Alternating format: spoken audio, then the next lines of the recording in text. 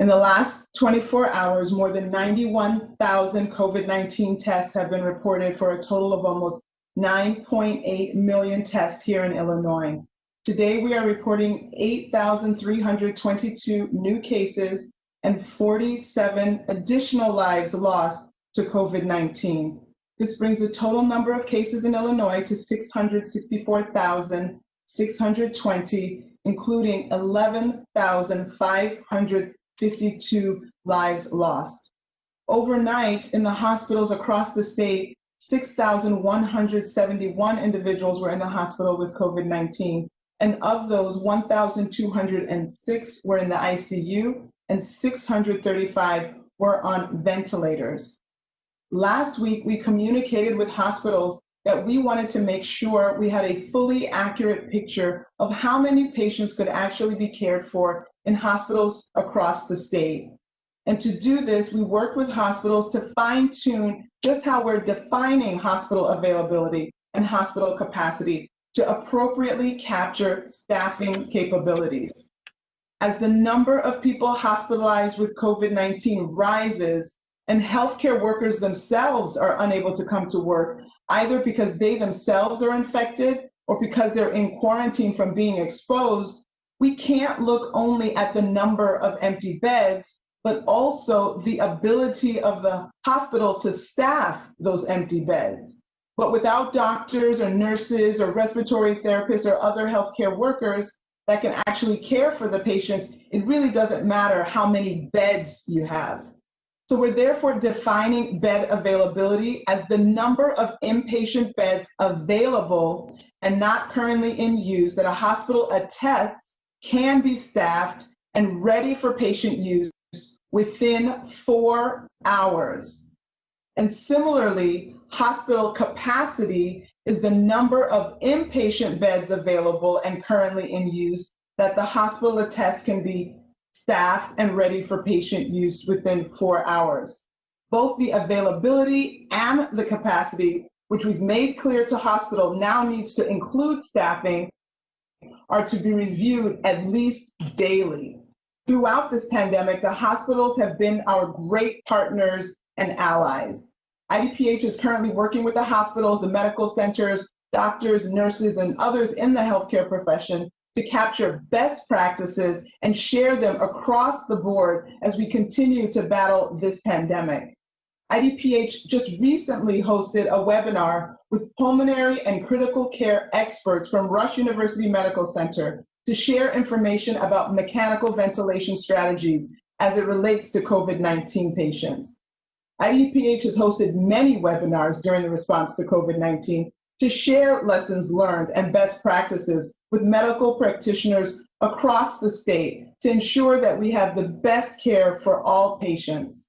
I want to thank our hospital partners for their continued dedication, for those doctors, nurses, respiratory therapists, all of our healthcare workers who are on the front lines providing direct patient care, but also for those who work behind the scenes so that the hospitals can continue to function during this difficult time, including our food service workers, environmental and sanitation engineers. Let's lessen the burden on all of our hospital team, and we can do this by not spreading infection over this Thanksgiving holiday, by wearing our mask, by watching our distance, by washing our hands, and by getting our flu shots. Thank you for your support. Now I will review our comments in Spanish. Buenas tardes. En las últimas 24 horas, más de 91,000 pruebas de COVID-19 fueron hechas para un total de más de 9.8 millones pruebas en Illinois. Hoy informamos 8,322 casos nuevos y 47 vidas adicionales perdidas por COVID-19. Eso eleva el número total de casos en Illinois a más de 660,000 y más de 11,500 muertes.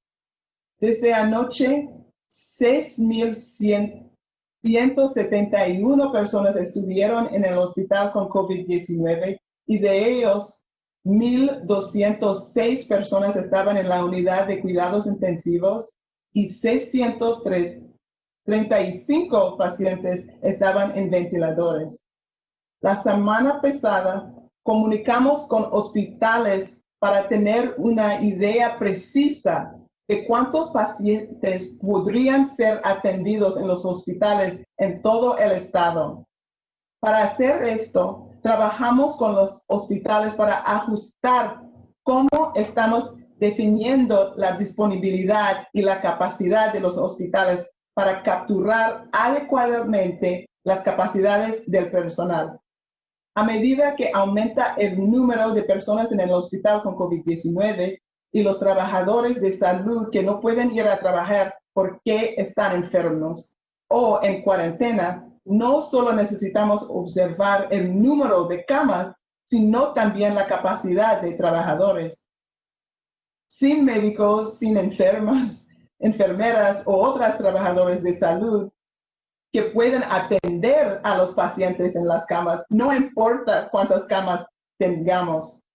Por eso, estamos definiendo la disponibilidad de camas como la cantidad de camas para pacientes hospitalizados disponibles y no en uso actualmente, que un hospital atestigua que pueden contar con personal y estar listas para el uso para pacientes en 4 horas. Ahora, tanto la disponibilidad como la capacidad, informamos a los hospitales que deben incluir el número de trabajadores. Deben revisarse al menos a diario. IDPH sigue trabajando con hospitales, centros médicos, doctores, enfermeras y otros profesionales de salud para capturar las mejores prácticas y compartirlos por todo el estado.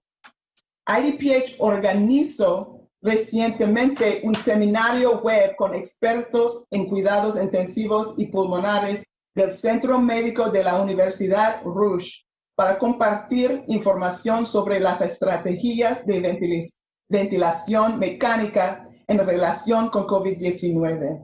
Quiero agradecer a todos los doctores, enfermeras y trabajadores de salud que están en primera línea dando atención directa al paciente. También a los que trabajan detrás de escena para que los hospitales puedan continuar funcionando durante este momento difícil. Todos tenemos que hacer nuestra parte para asegurar que los hospitales tengan suficiente personal para dar atención a la gente enferma. Sigan practicando los 3 M's, usando su máscara, mantenga su distancia, lávese las manos y vacúnese contra la influenza. Muchísimas gracias para su apoyo. And with that, I will turn it over back to you, sir, back to Governor Pritzker. Thank you. Great. Thank you very much, Dr. Ezike. And I just want to remind all of the reporters that are on today that we sent out a set of slides which may be helpful to you to follow on with. It's no secret that the nation's current fiscal crisis is much worse than the Great Recession and more severe than anything that we've seen in decades. People are hurting and people need help. And things are getting worse since Republicans in the U.S. Senate decided to postpone a stimulus package that would help restaurants and other small businesses, cities and states, and the unemployed. The financial shockwaves of this virus continue to ripple through the United States and here in Illinois, often causing the most harm to those least able to afford it. In April of this year alone, the Illinois Department of Employment Security processed more claims than it had in the previous 10 Aprils combined. Even compared to the other worst economic years of the last 2 decades, the 2020 recession has seen almost 3.5 times as many regular unemployment claims compared to the first 9 months of either 2008 or 2001 recession. And it's not even close. Illinois declared a state of emergency for the COVID-19 pandemic on March 9th. Just days later, IDES passed emergency rules to ease certification requirements for applicants. And I signed an executive order to waive the traditional waiting week for recipients, both of which simplified the claims process and allowed the surge of new applicants to start receiving benefits sooner. Nationwide, state agencies that issue unemployment benefits have become the source of overall economic stimulus for millions of Americans. Not their traditional role by any means, but over just 8 months, they're adapting to this new situation in every way possible. IDES has implemented 5 new federal programs. Normally, these types of programs take up to a year each to get going, but because we're in a crisis, they were put together in a manner of just weeks. Remember that IDES has been a rather small agency that had been slowly diminished over the last 2 decades, with headcount dropping dangerously low from 2012 to 2018. But when the economic crisis came with the pandemic, IDES got to work. The department had to overhaul its website infrastructure, stood up an additional call center with hundreds of new agents, added chatbots and other features to its platforms, and launched a new callback system that entirely transformed the communication process for claimants. As a result, IDES has processed a historic number of claims since March, paying out over $17 billion in benefits to over 1.3 million individuals statewide, more than 16 times the amount of benefits paid in the same period last year. Let me repeat that. That's 16 times the amount of benefits paid in the same period last year. And 2020 isn't over yet. In recent weeks, fewer Illinoisans are claiming regular unemployment benefits. And for some, that's good news because it means that they've gone back into the workforce. But there also are others who are unable to get a job and instead are transitioning into extended pandemic assistance programs. Here's where that leaves us. We now have more Illinoisans claiming pandemic emergency unemployment compensation, the temporary 13-week extension of benefits that Congress passed as part of the CARES Act back in spring, and extended benefits, which Illinois and most other states have provided this year, than at any point in this pandemic. The Pandemic Unemployment Assistance Program, yet another one, for the self-employed, plus the federally funded extra 13 weeks of PEUC benefits for eligible regular unemployment claimants, plus the 7 weeks of extended benefits for eligible claimants, all of those programs expire literally the day after Christmas. So unless the Republican Senate gets a stimulus bill moving in December, Republicans will be putting a big lump of coal in the Christmas stockings of a whole lot of American families. I can't overstate the implications of this. Without assistance from Congress, 5 weeks from now, there will be no way to replace these benefits for the hundreds of thousands of Illinoisans impacted by these programs, which have become an essential lifeline for people who lost their jobs due to the pandemic. This is incredibly dire. Illinois is not alone in this. A recent report from public policy think tank called the Century Foundation estimates that 12 million Americans will see their benefits begin to expire next month.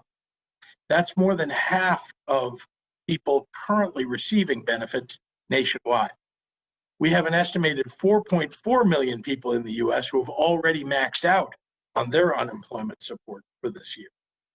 So the clock is ticking. Without renewed action from Congress, millions of families across the United States will be plunged into far worse economic hardship than they're already facing. And not just in the middle of the holidays, but also in the middle of the worst phase of this pandemic that the nation has yet seen. We will continue to do everything we can at the state level to protect and advocate for our people. But we are extremely limited in our ability to alter unemployment programs, which are operated in partnership with the federal government. Only the federal government can produce the kind of stimulus that we need in order to avoid disaster for many families here. This is another moment that will define our nation. It will be months before we start seeing real economic recovery that comes with distribution of a vaccine to the general public. Spring is an awfully long way off. So call your member of Congress and your senators at 202-224-3121 and let them know you need them to stand up now and help working families across Illinois and across the nation. I'm going to give you that phone number again to call your member of Congress or your senators, 202-224-3121.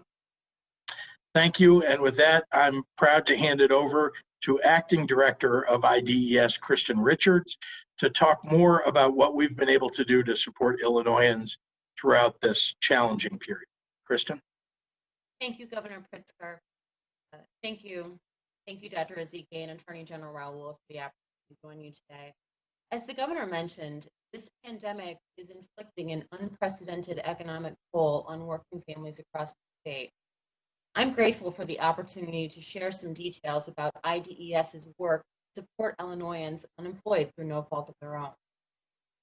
To provide some context, much of the unprecedented claims data that Governor Pritzker shared has been heaped onto an agency already reeling from years of disinvestment. Department headcount has declined by half over the decade, and in the process, we have lost trained personnel in recent years. I am grateful that with the Governor and the General Assembly's support, IDES was approved to add 226 people to our headcount in this fiscal year. But IDES entered the fiscal year already well below our authorized headcount. So meeting this goal remains an uphill battle when confronted with the pandemic. The unprecedented claims surge that the governor described happened on top of a disinvested system. IDES handled more claims during the first 3 weeks of the pandemic than in all of 2019. So far, we've seen over 2 million initial regular UI claims alone during this pandemic. These dramatic numbers do not incorporate the Pandemic Unemployment Assistance Program, or PUA, which supports hundreds of thousands of Illinoisans that are ineligible for regular benefits. To meet this workload, scaling up staff has been an agency priority. In our call center, we've brought on additional permanent and contractual agents, raising our headcount by around 600%. We also redeployed around 100 staff members to assist with claims maintenance and adjudication and brought back dozens of highly skilled retirees. IDES is also investing in innovative technology and customer service improvements to support Illinoisans through the claims process. From revised claimant letters to new infographics on our website to expanded call center access, our team is committed to finding new solutions for claimants. I want to spend a little time discussing IDES's call center and the steps we've taken to make the agency more accessible. At the outset of the pandemic, calls to IDES were answered on a randomized basis. With only 100 agents on the line, the volume was simply unmanageable. During our peak week in May, IDES received over 1.8 million incoming calls. That's 3 calls every second. With less than a 2% chance of connecting, claimants would call hundreds of times a day to win the lottery and speak with an agent. The system was unfair and unsustainable, and claimants needed something better. And so, in response, on July 9th, IDES implemented the callback-only model. Instead of calling dozens of times, you give us one call to yourself based on the issue, and an IDES expert will call you back on a first-in, first-out basis.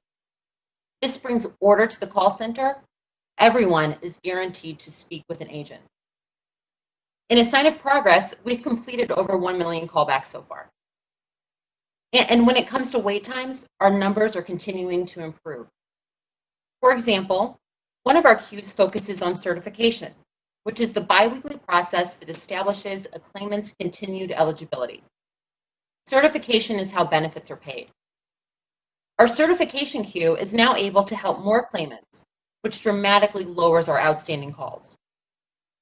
What the callback model also allows us to do is put more real analytics and strategy around how our communications can be improved. For example, instead of waiting for claimants to miss their certification day, we can now be proactive. Claimants now receive an email reminder when it's time to certify. This simple solution has led to fewer missed certifications and, as a result, fewer calls to the agency. Most claimants will receive a call back within 7 to 10 days. There are complex issues in our adjudication process that may require some more patience. But we're happy to say that in many cases, claimants can hear from us within 1 to 2 weeks or less. Finally, IDES is experiencing fraud in an order of magnitude we've never seen before. As we see in the press, and as I hear from my peers in other states, this is a nationwide issue. This is not unique to Illinois. The good news is we're working closely with our state and federal partners to protect claimants and pursue bad actors. I would like to now introduce Illinois Attorney General Kwame Raoul to expand on unemployment insurance fraud and share steps you can take to protect your information. Thank you, Director Richards, and thank you, Governor and Dr. Ezike. I'm pleased to join you all here today to talk about our state's ongoing response to the coronavirus pandemic, which includes addressing the fraud and scams connected to the pandemic. Just as we saw scammers attempt to take advantage of people by way of price gouging on PPE or peddling phony coronavirus treatments, tests, and/or cures, we are now seeing widespread fraud aimed at taking advantage of the economic uncertainty the pandemic has caused. Since July, my office has received nearly 850 written consumer complaints and approximately 4,000 calls to our hotlines about unemployment insurance fraud. Unfortunately, I myself can attest that anyone can be targeted by these scammers because I myself received a phony debit card in the mail. If you have received an IDES debit card or a letter approving you to receive unemployment insurance benefits that you did not apply for, it unfortunately likely means that an identity thief applied for benefits using your name and/or your Social Security number. Unfortunately, Social Security numbers of some people have been obtained by some fraudsters as a result of a number of data breaches over the years.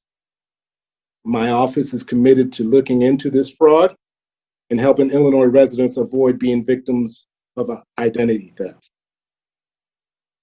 We have been in contact with the Inspector General's office at the U.S. Department of Labor as we collaborate with them and other law enforcement partners to investigate this matter.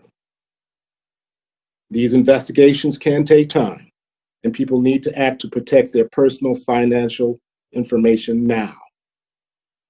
Always be vigilant and keep a close eye on your financial account statements and credit reports, and that is extra critical right now.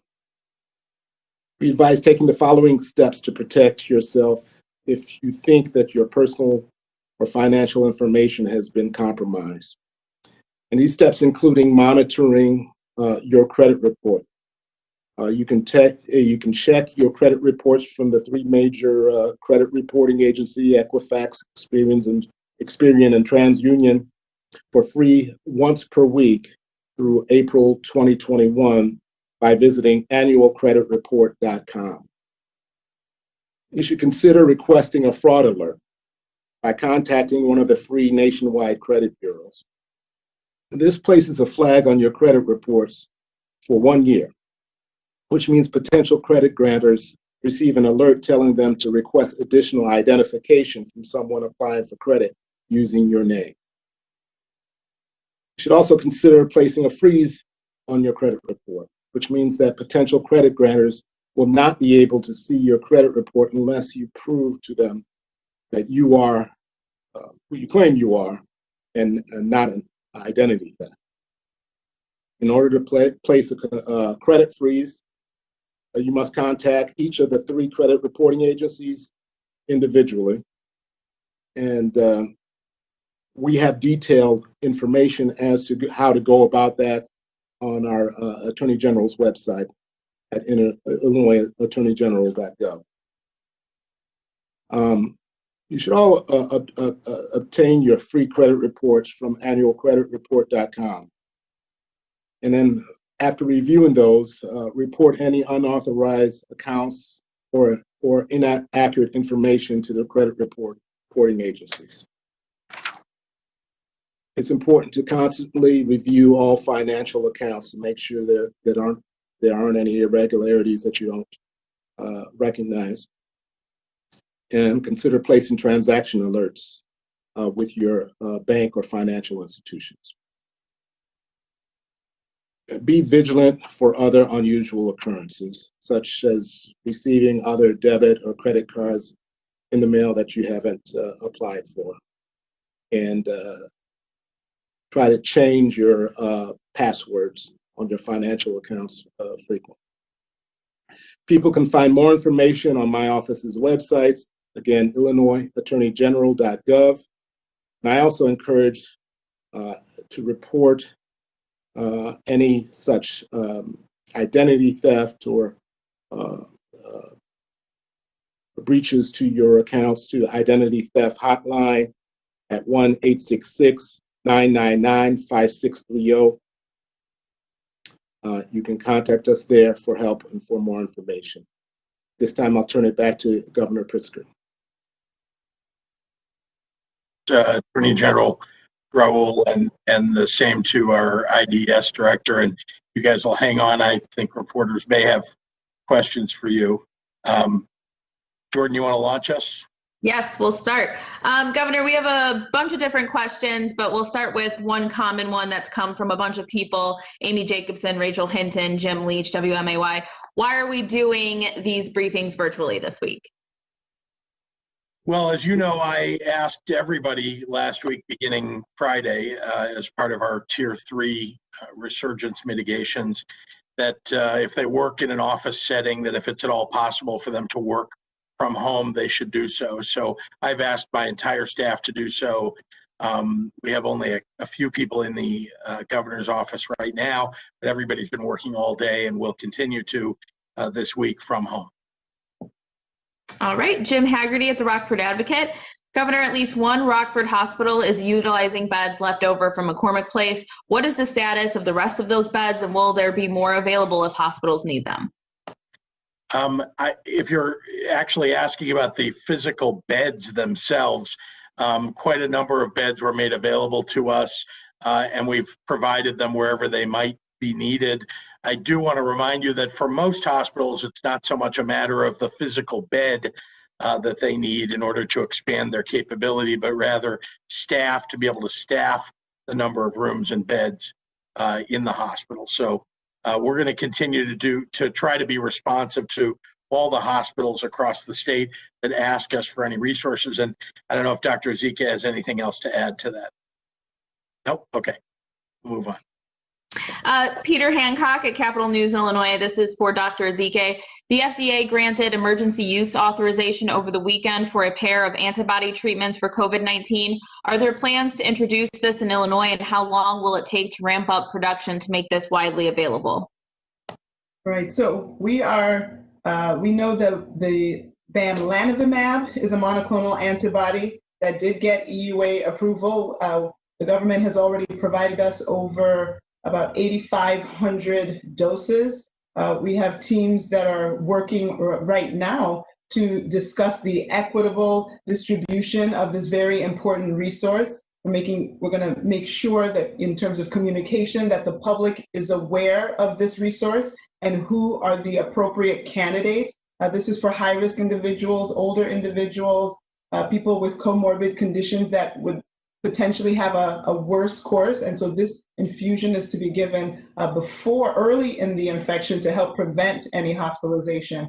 And we also heard about Regeneron. So we are grateful for these scientific pharmaceutical advances. And as soon as we get any of that, and we'll also be reaching out to get as much as we can, we will make sure that those resources are equitably distributed to every part of our state. Dr. Ezike, this one is also for you from Sarah Schulte at ABC7. Do you think the harm reduction philosophy that has been used for HIV and the drug crisis can be applied to COVID? I have been trying to use that. I know some people would say that, oh, you're talking out of both sides of your mouth, but the truth is I always give the safest methods to proceed. And then for people who are not going to follow that, at least I try to give, quote, the harm reduction strategy, something that's not quite as safe as option A. But if you aren't going to follow option B, A, then I try to give the best ways that you can make your choice a little bit safer than maybe what you would be doing. So yes, I think we're trying to utilize that harm reduction principle. This is from Tony Arnold at WBEZ. People throughout Illinois are reporting barriers to getting a COVID-19 test, including long waits, and people of color are especially under-tested. What specifically are Illinois leaders doing to help fix this issue? So let me begin by just reminding you that because we're the third largest testing state in the country, it's almost as if, you know, it's difficult for us to significantly ramp up testing, you know, at a faster pace than we already are. Having said that, I mean, I want to make tests available wherever and whenever they're needed. There has been a significant uptick of interest in getting tests just before Thanksgiving, and so we've seen those long lines. Having said that, we continue to use our antigen testing on top of our PCR testing. We've tried to expand the number of lanes in the free testing drive-through facilities that we've made available. And we continue to look for the expansion of our saliva testing. But I have to say, there is just a physical limit to the number of tests that can be done at this moment. And, you know, we're running up near the limits of that. Kelly Bauer at Block Club is asking if Illinois tracks potential reinfections that have not been confirmed by the CDC. If so, what are those numbers that we're seeing? I'd like to turn that over to Dr. Ezike, if I may.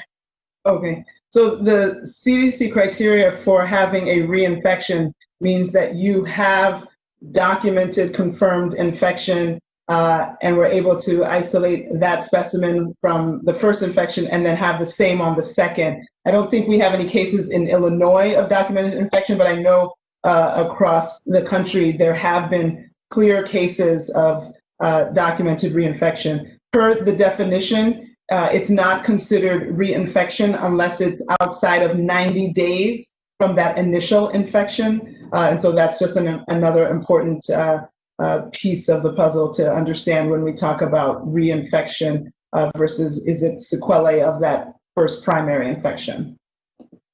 Shelley Bremer at NBC5 Chicago. Many outbreaks we have seen here can be traced back to weddings. We've also seen many reports on a growing number of cases tied to the Sturgis motorcycle rally in South Dakota over the summer. Has IDPH tracked any cases to that event? We have many connections of additional cases from weddings, from other large gatherings, which is the reason that we are trying to just limit gatherings. That Sturgis bike rally is said to be connected to many thousands of cases by extension. It may not be that even a single person in Illinois was there, but through many people from many different states were there who could have come back and infected other people. We know the example in Maine where a single wedding resulted in 170 cases and 17 deaths, and none of those individuals that died from COVID were even at the wedding. So there's this extending effect where you can hurt people way downstream that you don't even know. She had one follow-up that is asking about what preparations are being put in place now to deal with a potential surge from all of the traveling over the holiday. Is it possible we might see another stay-at-home order following a spike after Thanksgiving? Well, we've put in place the preparations. Indeed, we're concerned, deeply concerned, about the rising number of infections and the follow-on hospitalizations, ICUs, people on ventilators, and of course the deaths. And so, what we've done is make sure that we're doing everything we can to limit the spread with mitigations. We've been working with the hospitals to make sure that they have whatever they may need to prepare for this, uptick. I am concerned that people are not following the mitigations, because I even saw a story about a mayor here in Illinois who flew to a wedding in Florida, didn't wear a mask at the wedding, had more than 50 people at the wedding. And that's the kind of thing that's precisely what we ask people not to do. So I'm concerned about, people just thinking that this doesn't affect them. And of course it does, and we're going to see the effect of that after the Thanksgiving holiday. And I hope that we are prepared. Mostly what we can all do to prepare is follow the mitigations, wear your mask, keep socially distant, follow the tier 3 mitigations that we put in place. Sir, may I please add that Thanksgiving hasn't happened yet. People can still change their plans and change the outcome. We don't have to have super spreader events at homes throughout our state and throughout the country and then bring it back. Please reconsider your plans and see if we can be part of the solution to decrease infections instead of part of the plan to increase them. Hannah Mizell at NPR Illinois is asking, tomorrow the Senate Veterans Affairs Committee is holding a hearing on the COVID outbreak at the LaSalle Veterans Home. In the last few weeks since the outbreak began, the Illinois Department of Veterans Affairs has reported 27 residents have died, which is 23% of the home's 120 residents. It's one of the worst outbreaks among congregate care facilities. What are you demanding of IDVA Director Linda Chapalavia as this outbreak continues? Are you satisfied with how the outbreak is being handled? We don't need to make any special demands of the IDVA director. Believe me, she's as concerned about this, and Dr. Ezike is as concerned about this as I am, and as you are. First of all, as you know, these infections, we have had very strong controls that have been put in place, not just at our veterans homes, but that we've asked of all of our long-term care facilities, including nursing homes. And that's, one of the reasons that we've been able to keep infections relatively low throughout the summer, and even as a percentage of the current infections, is because of those mitigations and those efforts to keep the virus out of facilities. You can't do that 100%. And the fact is that even though we are testing very regularly the staff in facilities, and then testing everybody in a facility if there is even the smallest outbreak. Even though you do that, the fact is that when there is massive, widespread community spread, there's no way to keep it out of every facility. There just isn't. There are people who are asymptomatic, who work at the facility, even though they might get tested. They might have COVID the next day or 2 days later after they've been tested, and they can bring it in with them asymptomatically. And just getting two residents, sick is, has the potential to spread to a much larger number of people. So a lot of infection control effort has been put in, particularly at LaSalle. We sent an infection control team there. We're monitoring the situation very closely, but as I say, there is no way for us to keep this out of every facility, or to lock down. I think you saw there was an effort to restart cruises. I don't know if you saw this, and they tested everybody and they quarantined everybody, and they made sure that everybody entering couldn't possibly have the coronavirus. And what do you know? They ended up having to dock and having a number of infections on the cruise, and that's, with a